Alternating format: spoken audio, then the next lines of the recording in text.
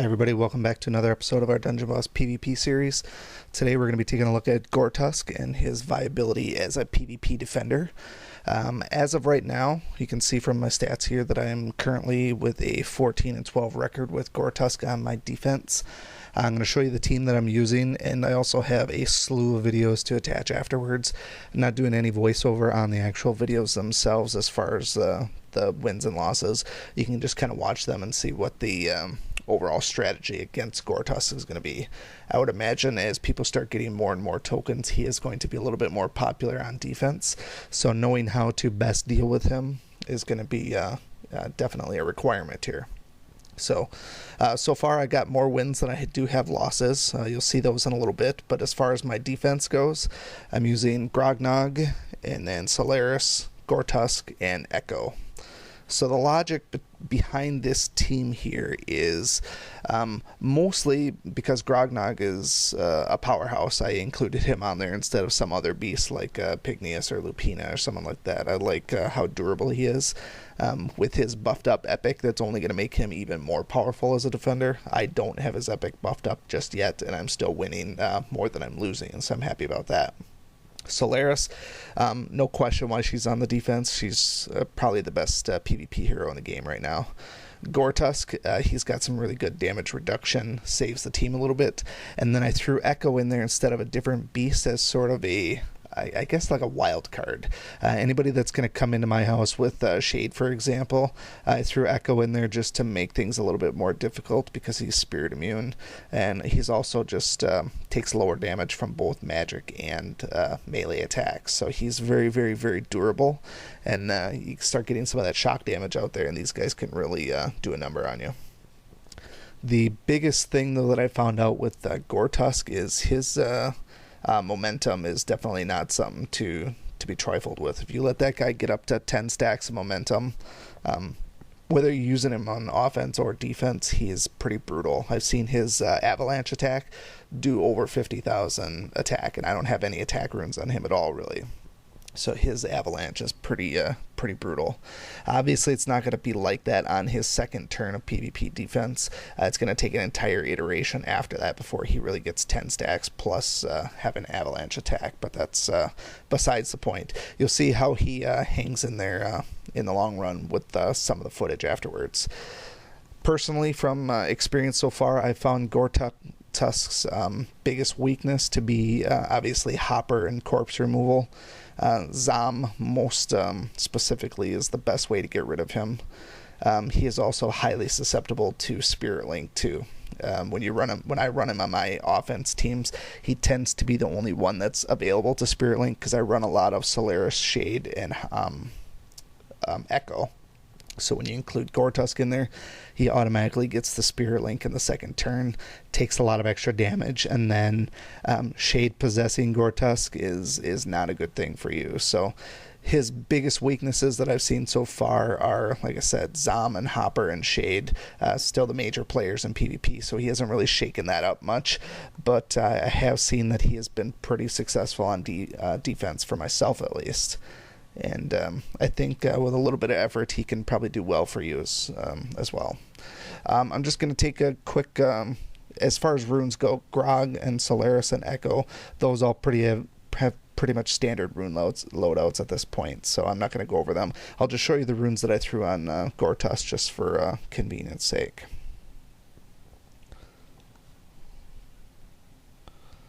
I have him heavily defensive. Obviously, he's a defender, so he's not meant to do attack. He's kind of like a damage reduction lily, where you wait for his momentum to gather, and that's what his strengths will be.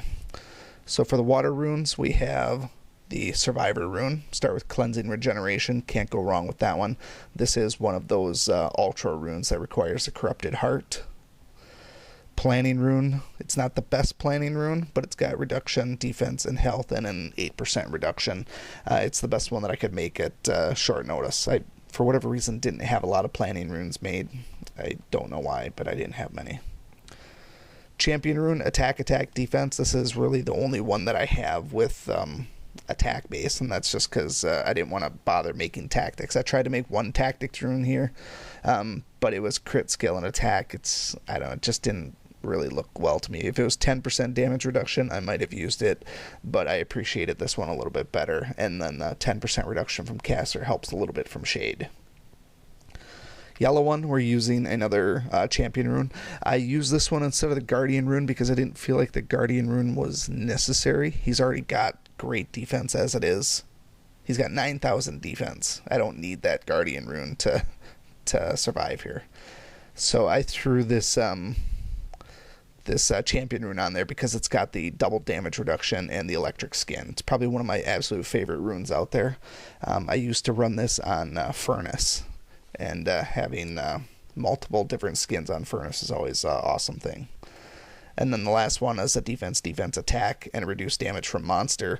Helps a little bit from Koros, although Koros has not been an issue with Goretusk in my opinion so far. But it's the best one that I could come up with for now. If I had to reduce from caster, I might switch that one out and use that one. I think I might have one on Hopper. I just have to do a little switcheroo. But honestly, at this point, it has not been an issue at all. So have not run into any real powerhouse nature heroes that have been able to take him down. Nobody's been brave enough to come in with a Viperia or like a Sume or someone who might be able to do tons and tons of damage.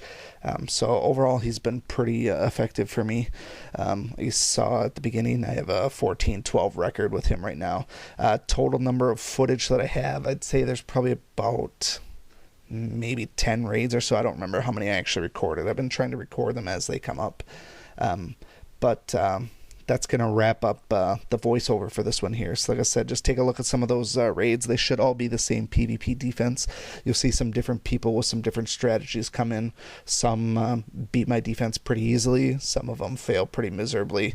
A lot of people still don't realize that you have to watch out with Solaris on her second turn. Sometimes she'll do the Phoenix Feather, and sometimes she'll do the Engulfing Flames.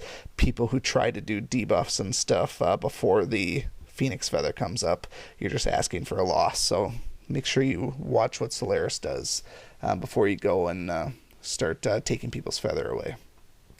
Anyways, if you have any questions, comments, concerns, feel free to let me know in the comments. I do have a Grognog epic video coming soon. Just haven't gotten to it. My entire family's been sick with the flu. It's pretty much been the worst Christmas ever, but I'll have that as soon as I can get it up. Otherwise, let me know if you have any questions, comments, concerns, and we will see you again next time. Thanks.